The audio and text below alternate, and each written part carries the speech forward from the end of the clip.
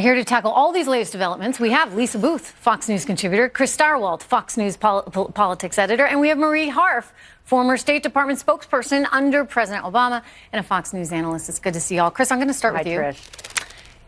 Is there any good in this for Republicans as they go to midterms?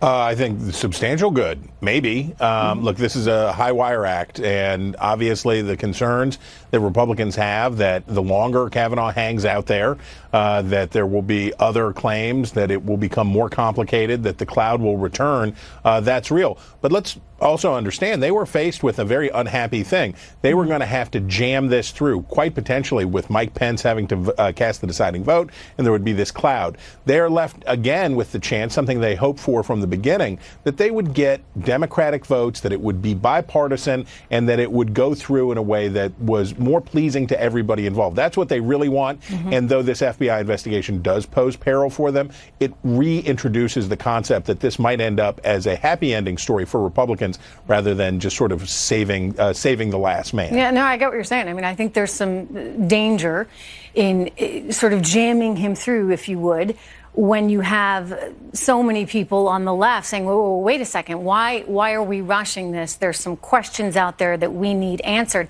The other thing to keep in mind, and Lisa, I wonder what you think of this, is this going to actually galvanize people, get them to the polls? Now they've got a reason to go, because if this is still lingering as we head into midterms, they're going to be fired up in a way that maybe they, might not have been otherwise.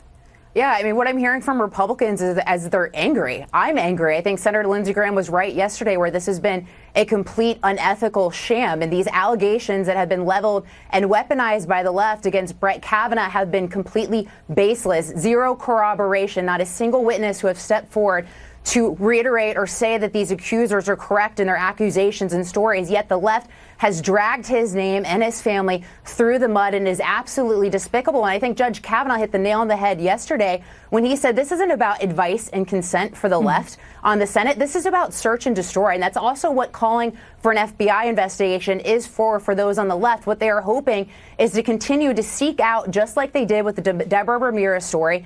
As Ronan Farrow, the author of the New Yorker piece, said, the Democrats found her. They're going to try to go out and find more baseless, uncorroborated stories to try to further ruin Judge Kavanaugh's good name. And I think it is absolutely despicable, and it's going to galvanize so many Republicans who otherwise would have been complacent heading into the midterm elections. Marie, what I don't understand in all of this is why the Democrats had this information and sat on it. And before you tell me they're protecting her confidentiality, I would argue that in sitting on this the way they did, by not getting this information to the president's office, they actually compromised her confidentiality. They actually threw her to the wolves, essentially. As I watched that hearing yesterday, I felt for both of them. But I thought, what has happened here? Why is this woman becoming a political pawn to be used by one party to hurt another? Well, let's be clear, Trish. Everyone is being used here by both parties, okay? Everyone is playing politics. This is a partisan process. I do not know why Dianne Feinstein did not share this letter. She says it's because the woman wanted to remain confidential, and I take her at her word.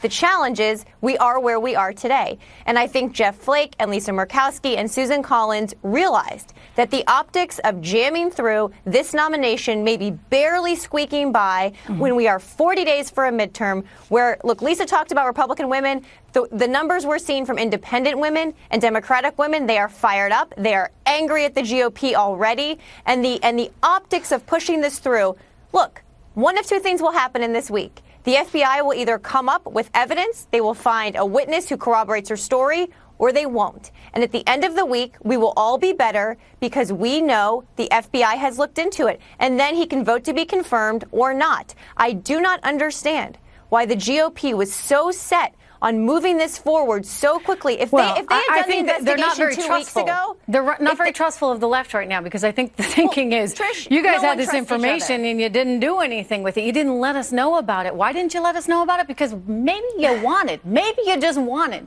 to bring it forward at the 11th hour, and that is what we are witnessing right now. And I will tell you, Marie, it was terrible for her. It was terrible for him, and most importantly, it was terrible for this country. What we saw as a nation yesterday made every single one of us very, very sad. And we shouldn't be in this spot, and it could have been prevented had Dianne Feinstein done her patriotic duty. Or if Chuck Grassley had 2 weeks ago, when the story first leaked, asked for an FBI investigation, then Marie, the investigation Senator would have been Feinstein done. could have asked for an FBI investigation. She sat on these allegations So for weeks. could She Chuck should Grassley Marie, have, Lisa. She should have also done it in a private manner. And nobody in this country is better off from the modern day borking from the left of Judge Kavanaugh. There has been irreparable harm done to the political process. As Lisa, Senator Lindsey Graham said hang on one yesterday, second. The and process in Democrats this whole should thing be ashamed of themselves. was darn It's lousy and disgusting. very political. But let me go back to the politics of it all as we look forward to midterms with Chris here, because as you're saying, this could be the blessing in disguise for Republicans.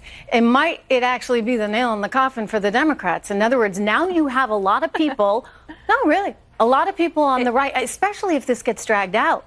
In some ways, it might be a kind of a, dare I say, a gift to the Republican Party if this is the issue come midterms. If this is what is going to get people out to vote, are they more likely to go because of this? Chris? Well, context and circumstance will matter enormously. Look, if he goes down to a vote based on Republicans, we know that more than half of Republicans in a recent poll that was taken for PBS NewsHour said that whatever the truth of the allegations were, that the Republicans should go ahead and confirm Kavanaugh anyway. So there is a danger for Republicans that if this falls apart, more than half of their voters feel like they will have been failed, that no matter whatever Kavanaugh did Yeah, but or the Supreme didn't do, Court's still at stake.